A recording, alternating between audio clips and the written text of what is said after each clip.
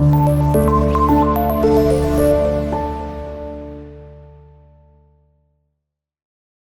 वालेकुम जी क्लास। आज हमने चैप्टर नंबर 6 के सैम्पल प्रॉब्लम को स्टडी करना है। सबसे पहले चैप्टर नंबर 6 का सैम्पल प्रॉब्लम है जी 6.1। 6.1 जो प्रॉब्लम है उसके अंदर हमें हाइड्रोजन की एनर्जी दी गई है और इसमें ऑक्सीजन की भी दी गई है, लेकिन ये हाफ पाउंड है तो 1/2 से डिवाइड। वाटर है तो इसमें बेसिकली 2 बॉन्ड होते हैं तो इसकी एनर्जी को 2 से मल्टीप्लाई। ये हमारे पास फार्मूला है और इसमें हम क्या करेंगे, रिएक्टेंट की एनर्जी पुट करेंगे जो कि बेसिकली 436 है। इसमें प्लस करेंगे इसको डिवाइड करके जो कि बेसिकली 247 है। इसमें माइनस कर देंगे प्रोडक्ट की जो कि 2 × 463 है।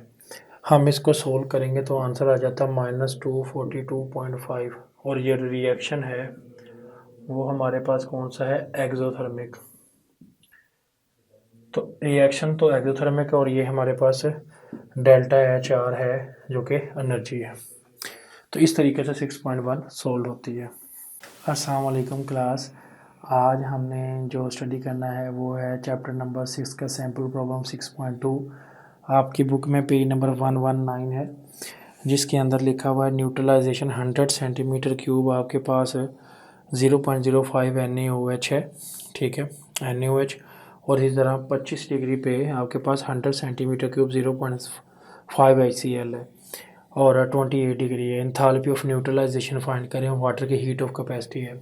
सबसे पहले हमारे पास formula Q = M × C × del T। हमें मैस इसमें दिया गया है और वो कितना दिया गया है। मैस अगर हम देखें तो मैस हमारे पास है NaOH + HCl 100 + 100, तो ये कितना हो गया 200। C हमारे पास 4.2 हमें दिया गया है। डेल T है वो हमारे पास एक है 25 डिग्री हो गया 28 डिग्री। तो हम क्या करेंगे 20, ये T2 है ये T1 है, T2 - T1। इसमें 28 + 2 73, ठीक है। और ये हो गया हमारे पास 301 केल्विन। और इसमें भी 25 + 2 73 298 केल्विन। 301 - 298 केल्विन, आंसर है 3 केल्विन।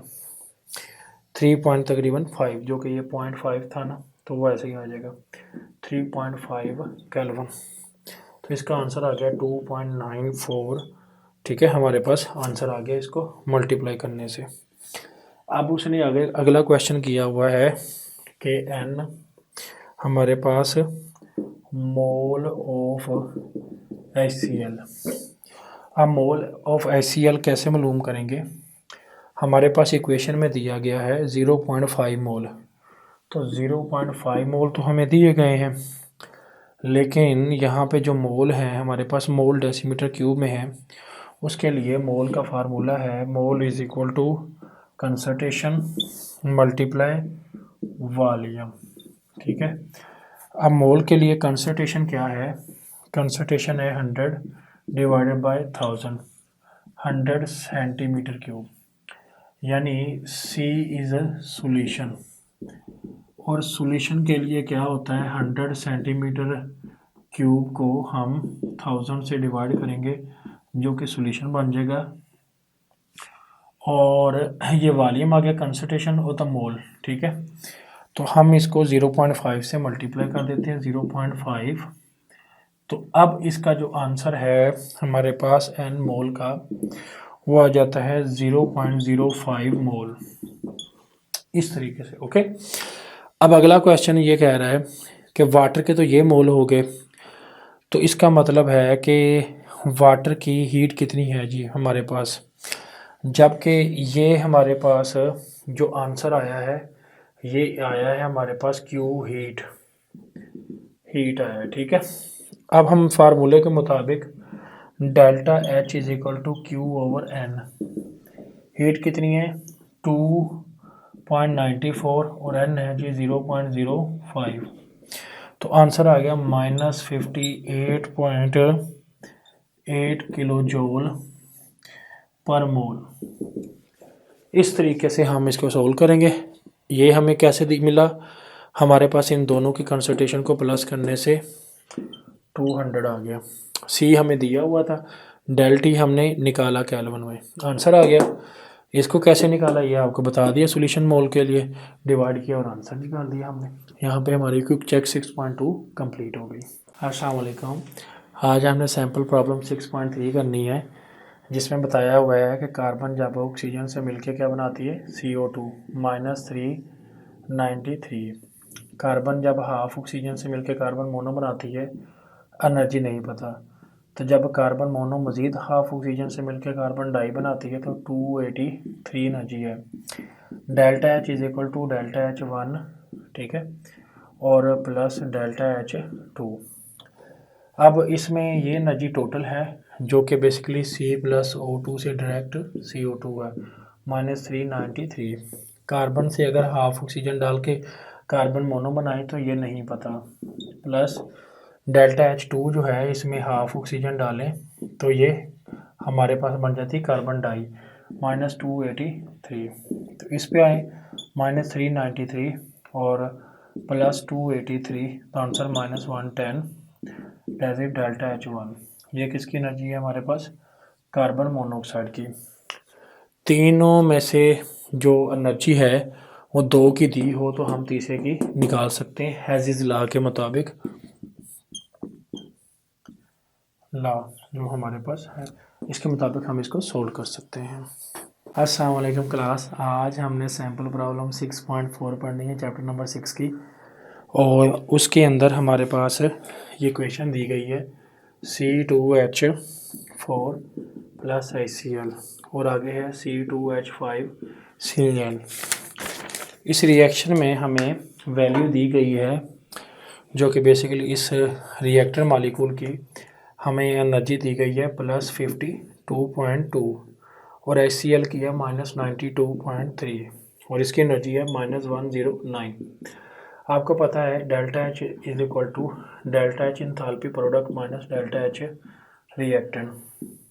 प्रोडक्ट की तो -109 है ही ऑलरेडी, ठीक है, और रिएक्टेंट की दोनों इस साइड पे आ जाएंगी माइनस, क्या हो जाएगा 52.2 जो कि हमारे पास है ये दूसरी साइड पे आ जाएगा, और साथ क्या है -92.3। इस पूरी वैल्यू को उस साइड पे ले जाते हैं। जब हम लेके जाएंगे -109 -52.2 + 92.3।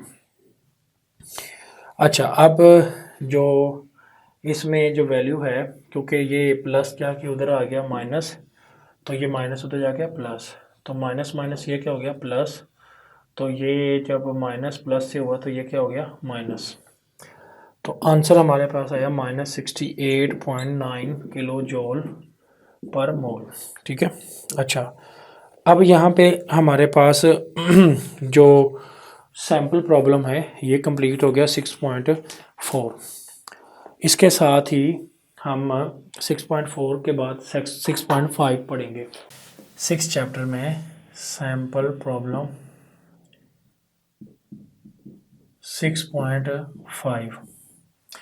6.5 पेज नंबर 122 पे है, जिसमें हमें ये दिया गया है C3H8 + 5O2 3CO2 + 4H2O। अब इस के अंदर सबसे पहला जो क्वेश्चन है वो हमारे पास है 14.6 ग्राम प्रोपेन। तो हम इसका मोल निकाल लेंगे। मोल इसकी हमें दी गई है 14.64 ग्राम और इसका मोलर मैस निकालते हैं C3H8 molar mass carbon × 3 + hydrogen 8, तो आंसर आया हमारे पास 44.033। ये आपकी बुक में ये वैल्यू यहाँ पे गलत मेंशन की गई है, तो ये मोल आ गई हमारे पास। उसके बाद हम देखते हैं कि 0.33 जो हमारे पास C3H8 जो है इसके अंदर जो हमारे पास प्रोपेन के अंदर 25 डिग्री पे जो हीट दी गई है वो 678 दी गई है। 678 हीट है जो कि हमारे पास क्या है, गिवन है, ठीक है, क्वेश्चन में दी गई है। तो अब हमने क्या करना है, तो अगर हम 1 की निकालना चाहते हैं 1 मोल की, तो 678 को हम 0.33 से डिवाइड कर देंगे और आंसर आ जाएगा -24 ओके। ये तो आ गई हमारे पास एनर्जी। हम अब इक्वेशन के मुताबिक लिखते हैं कि हमारे पास delta H product minus delta H reactant होता है डेल्टा एच।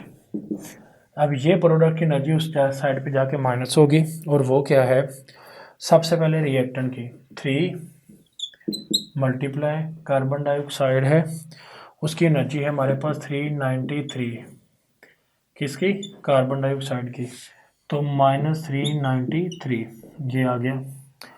उसके बाद है जी +4 वाटर की जो हमारे पास एनर्जी है -241 है, 4 से मल्टीप्लाई करेंगे -241। उसके बाद माइनस हमने मालूम करनी है, जो एनर्जी हमारे पास है वो है C3H8 की जो एनर्जी थी, +5। अब इसकी एनर्जी जो उस साइड पे गई है इसको लिखेंगे 0।